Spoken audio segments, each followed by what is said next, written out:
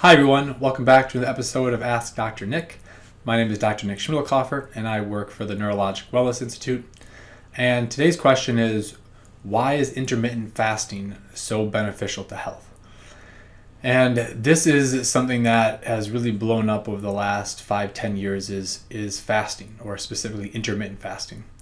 And I want to clarify that intermittent fasting is different than technically time-restricted feeding. This is mostly two research terms. Intermittent fasting can be like you take a day off of eating and then you eat the next day and then take another day off, like an alternate day fast. Even though intermittent fasting is normally talked about in the media or around other people as just time-restricted feeding, meaning that you only eat during a specific time window during the day. That could be from like 8 to 4, where you only eat 8 hours, or from 11 to 7 or something like that. Or you could do like 11 to 5 p.m. if you want to do 6 hours of feeding, and then therefore that would be 18 hours of fasting. And you can even do just like a 8 a.m. to 8 p.m. and do 12 hours, and 12 hours of intermittent fasting or time-restricted feeding can still be beneficial for health. And even though the better terms is probably more like 16 hours, so like an 8 to 4, or maybe even earlier, maybe like a 6 to 2, as we'll talk about here. And so let's go to these papers, and we're going to discuss kind of how meal frequency and timing of eating are really important to humans. And so this first paper is out of Nutrients. It is from 2019, and it talks about how epidemiological evidence indicates an association between a higher meal frequency and lower risk of disease, but experimental trials have shown conflicting results. Basically, a significant increase in disease risk occurs with high meal frequency. So eating so many meals. We were always taught to eat a bunch of meals, to eat every couple hours to keep that metabolism going. Well, that's not really the case that we really want. 1 to 2 meals a day is actually better.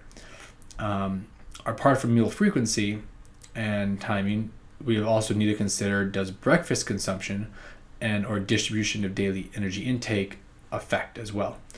And so the central role in this complex scenario is played in the fasting period between meals. So the physiological underpinnings of these interconnected variables may come through the internal circadian clocks.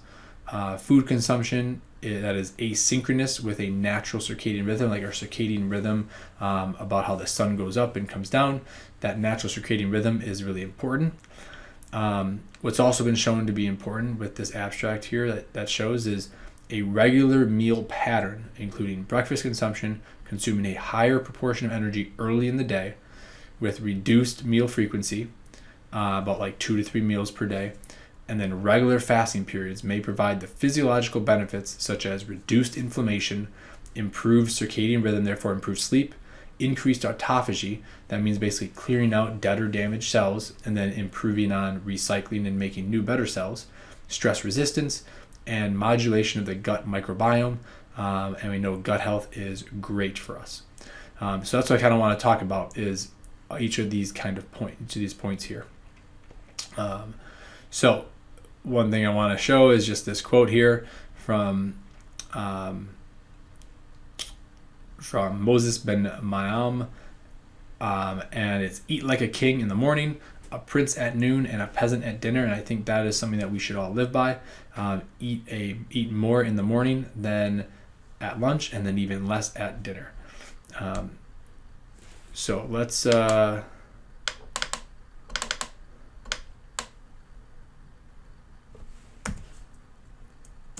sorry, my computer is being a little slow today.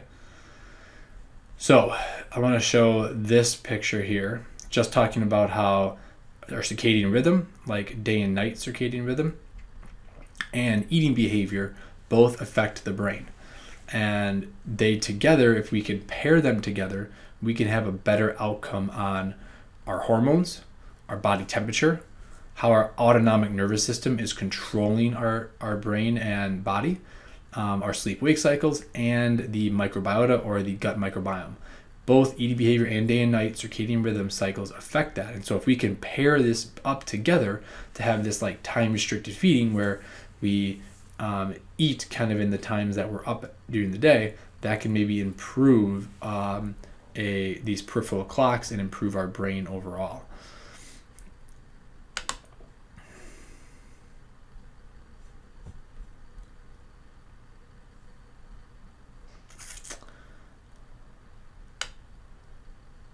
Sorry, again, my computer does not want to cooperate. Okay, the next one. The next one is showing how intermittent fasting, or specifically time-restricted feeding, can be beneficial for health. So not just what, but how. And so time-restricted feeding incorporates generally three things. Even though we try to say that time-restricted feeding does not include caloric restriction, which is CR, sometimes it can. Time-restricted feeding with fasting can increase like a ketogenic diet, or basically improve ketosis, because fasting, a fasting period specifically, can increase ketosis in the body. And so if we look at all these green arrows, fasting helps with decreasing inflammation, helps with decreasing reactive oxygen species, and improves the protective mechanisms for that. It improves autophagy, improves mitochondriogenesis, basically making more powerhouses of the cell. It can improve the immune system. It can improve growth hormone functioning. It can improve the microbiome, and then it has a hormesis effect. Basically means that we provide low levels of stress during fasting to then therefore repair DNA, have resistance to stress, maintenance and repair to cells. And so fasting does that. Well, caloric restriction also does most of those things. Ketogenic diet also does most of those things. So the fact of getting ketosis, or getting a slight amount of ketosis by fasting 16 hours a day, can be beneficial for that reason. And then last one on this paper. This one just shows how obesity is generally correlated with people who